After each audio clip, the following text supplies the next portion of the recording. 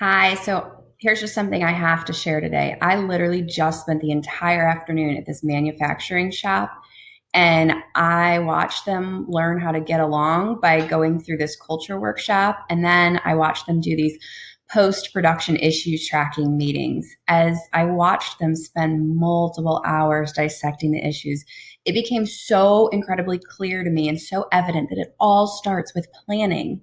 Now, I get it. Many people don't like to do planning because they can't predict the future. And we probably won't follow the plan anyway because there's just so many unknowns. But every time we do a new project, it's custom was one of their biggest problems.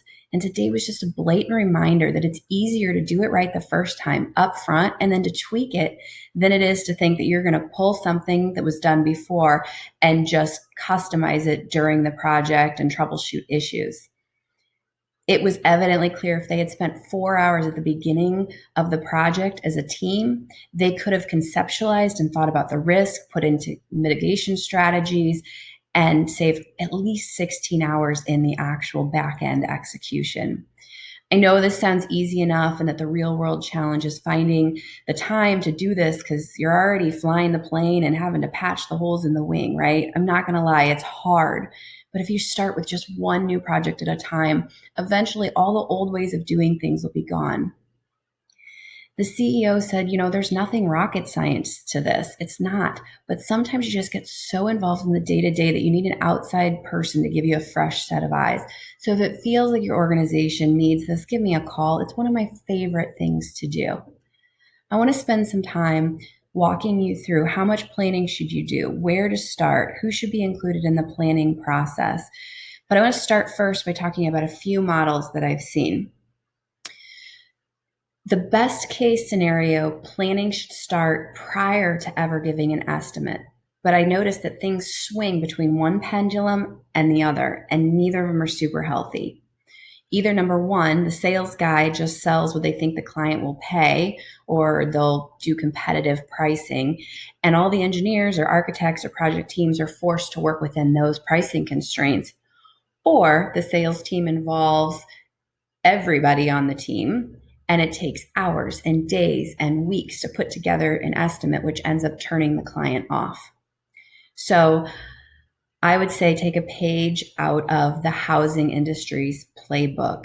If you think about a McBride or any of the housing companies, they have what is called sort of a rough order of magnitude, where they say a 4-bedroom, 3-bath house is going to cost between 150,000 and 250,000. And then you say, okay, I'm interested in that, but we're going to go through a phase where I get to customize and pick my components. And then we know that the price is going to increase. And so one person that I've seen do this really well is a gentleman named Dale Orstrick that runs an automotive restoration shop. And so I'll show you in my estimating video exactly what he does and how he does it and why I think that this is really super valuable. But there needs to be an understanding of what the client is looking for up front. Are they looking for a budgetary estimate? Are they looking for a firm estimate? And one way to kind of handle this is to do a really detailed project where you're doing a discovery phase and getting all of the details up front, and then you can credit it back to the client if they work with you. But if you're taking the time to figure out their problem and create a solution, you've been adding enough value to charge them. And so that's one model to consider. Another model for pricing is a really modular pricing model. So if you kind of have a base component and then you can add and subtract things, they don't forget that there still needs to be a redesign to the component or to the type of project because all the things they want to add on won't work together. But when you're in this sort of a scenario, you have the ability to kind of put together an estimating worksheet. And so again, in my estimating video, I'll show you what that potentially looks like. And then I've recently been introduced to this new model, which I find incredibly interesting, and it's this flat fee per resources per week. And as a buyer, honestly, I really initially hated this model because I had no clarity about how much would get done, how quickly.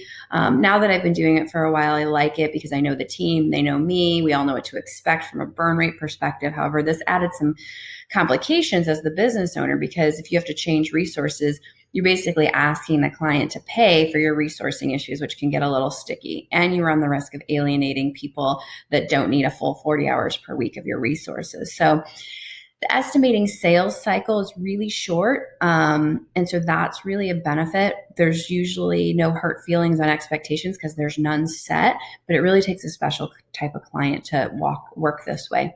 It does, though, however, incentivize the right behaviors for your client in terms of getting them to make sure that they're prepared and they're showing up, because it's really a use it or lose it kind of time and materials model. So I want to deliver excellent service, make sure expectations are really clear up front. So I default to a lot of conversations and details up front. I usually try to make that a paid engagement, which is structured and managed against.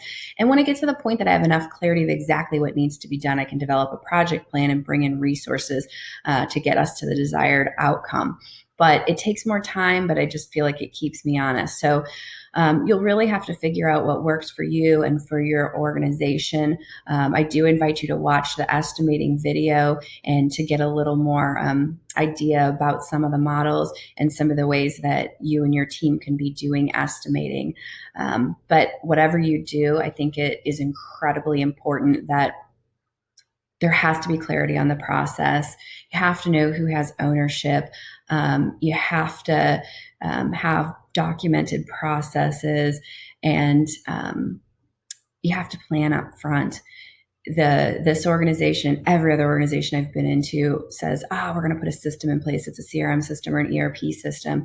And my message to you is, don't expect a system to solve your problems, and don't add a system when you don't know what your processes are. You're only going to create two major challenges. One, that you don't know what your processes are, and two, that now everybody's having to learn a new system. And that's a lot of change at once. And that gives everybody the excuse to point at it's the new system. So just wanted to share with you my experience today. If you get your planning right, then you can manage everything against that. When you're trying to improve your processes, or learn a new skill or learn a new technique, just make sure that you aren't hungry, angry, lonely, or tired. It's too much to take on, too much change if you have any of those things going on. And if you want to see significant changes, it all starts at the beginning in the estimating. So I invite you to watch the estimating video and let me know if it helps your organization's overall profitability and your team's overall happiness, because after all, that's what we're trying to accomplish here at Plus Delta 314.